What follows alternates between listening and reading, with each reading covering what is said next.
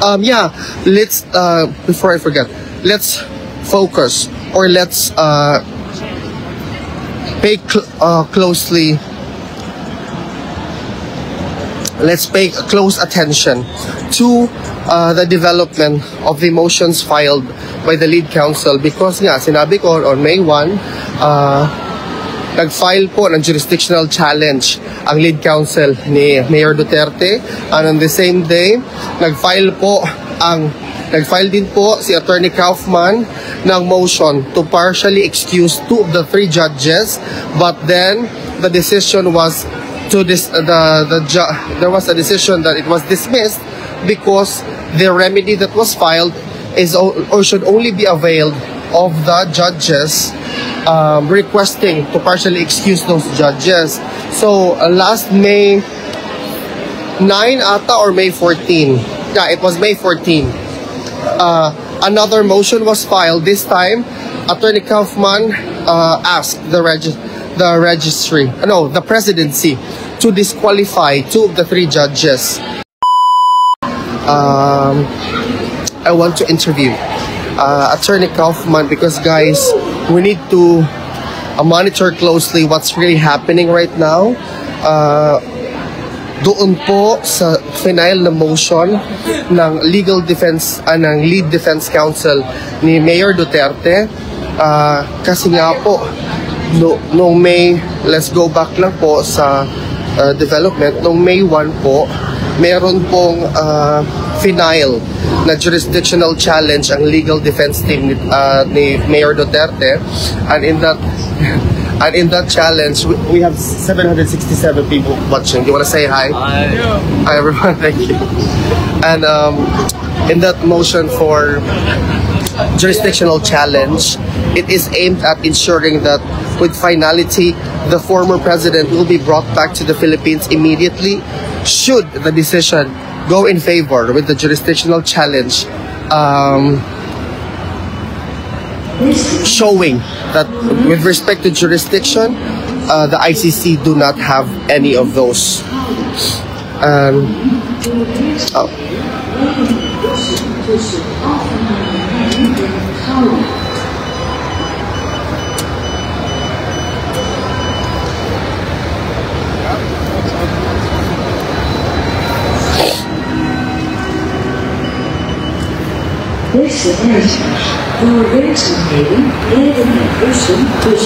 Hi. Can I follow you? I already checked out. Thank you.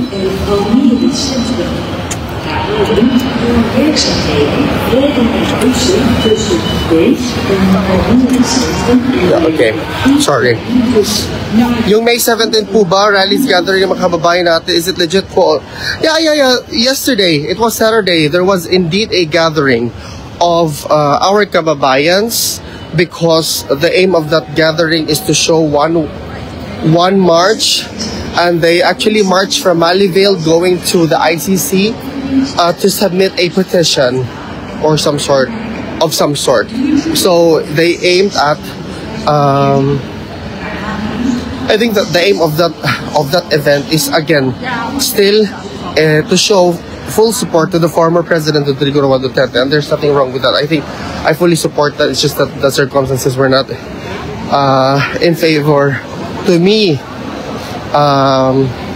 joining the said aim. Hello Chris, thank you. And as far as the aim or the objective of the event, it is still for the former president Rodrigo Roa Duterte. Yeah, let's before I forget, let's focus, or let's pay closely. Let's pay close attention to the development of the motions filed by the lead counsel, because nga sinabi ko on May 1, nag-file po ng jurisdictional challenge ang lead counsel ni Mayor Duterte, and on the same day nag-file din po si Attorney Kaufman ng motion to partially excuse 2 of the 3 judges, but then the decision was there was a decision that it was dismissed because the remedy that was filed is or should only be availed of the judges requesting to partially excuse those judges. So last May 9 ata or May 14. Yeah, it was May 14. Another motion was filed. This time, Attorney Kaufman asked the presidency to disqualify 2 of the 3 judges. Again, the decision po doon, hindi pa po siya inilabas, but two judges that were asked to be disqualified were given by 4 o'clock on the 19th or the 22nd. I think it was the 9th or 22nd, to submit their written observation in the same way that the prosecution team were also asked to submit their written observation with regards to the motion filed. And on that very day as well, the same day, 22nd of May, to be very precise, let me look at the details. Wait lang, ha?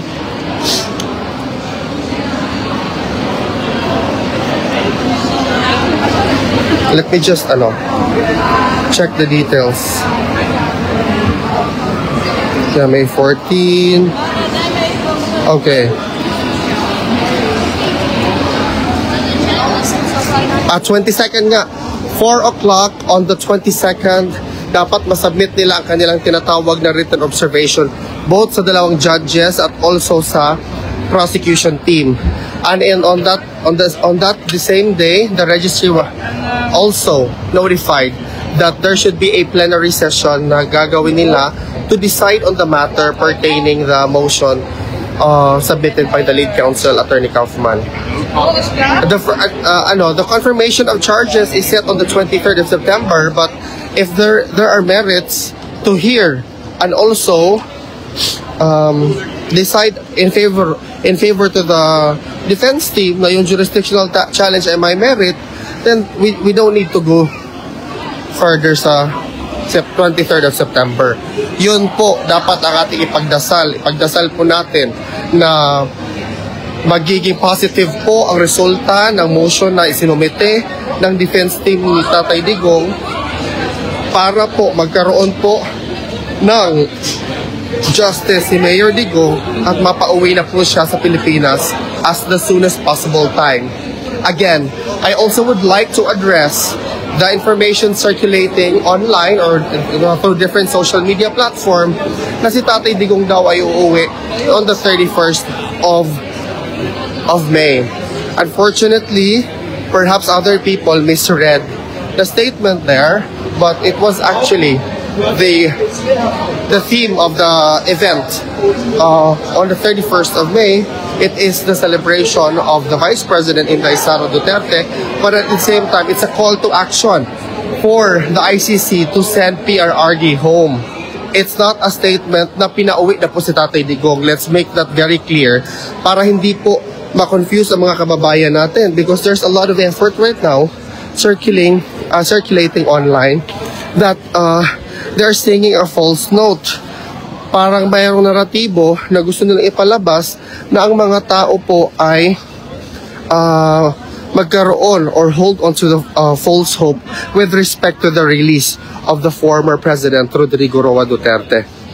Yun po talaga ang totoo at yun po ang katotohanan, and I don't understand why there are efforts circulating online aimed at making people confused, especially those who follow closely the development of the case, which many of us viewed, including myself, as an illegal detention. According to Attorney Harry Roque, this is a plain and simple kidnapping because he was not even given the proper due process. He was not accorded the due process that everybody are safeguarded with respect to the Constitution of the Philippines and any democratic society. Live to show everybody ano ba yung makikita dito sa Utrecht. Dito po sa Utrecht, marami po talagang mga tao ang parang nagchichill ngayon kasi nga po ang ganda po talaga ng panahon. Kung napapansin po ninyo, ang mga tao ngayon ay they are really enjoying the sunny weather while I am on my way to, ang ganda po ng mga cafe nila, di ba guys? While I am on my way to work. Kaya I'm just showing around ano po yung nangyayari. Alvin, pagsakay ng bus, pwede ka, yes po, pwede po credit card, pwede po debit card, any form of cards that you have, you can just use to tap doon sa bus or train or tram or metro. Lahat po ng mobility options dito sa Netherlands, you can already just use your debit or credit card. ICC can freeze ang bank email sanctions. Yeah, that's another matter as well. However, there's already a person going to take his place. Ito po yung makikita ninyo sa Utrecht mismo, guys. Look how beautiful it is. Look, you see? Everybody is enjoying the sun. Everybody's enjoying the sun. Can you see po?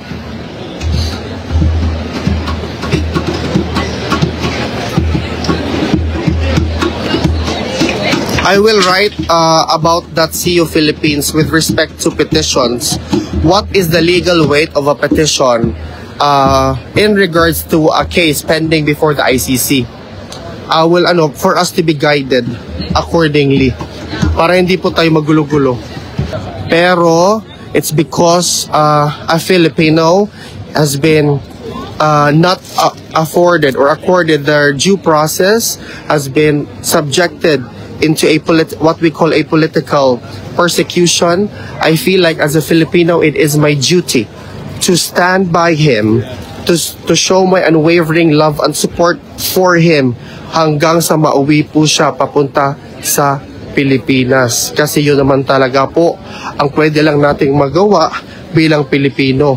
We cannot in any way influence the judicial process. We can perhaps influence public perception, but the question remains, what's the weight of a public perception with respect to a case pending before the ICC?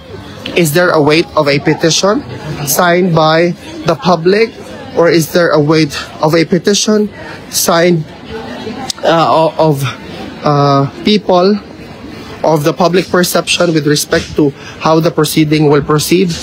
I will post something about that in coming days.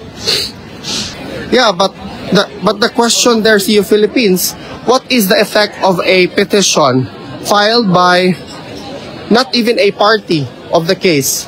What is the effect of a petition or public perception with respect to how the ICC conducts or decide on cases pending before the tribunal? These are the questions. I was very curious about that and I looked into it. Stand for PRRD. Indeed, we need to stand for PRRD. Ang pumalik po, ang family member ni Mayor Duterte ay ang kapatid niya po, bunsong kapatid na si Sir Bong Duterte, where there are already multiple interview videos I posted with regards his after visit doon sa ICC detention facility.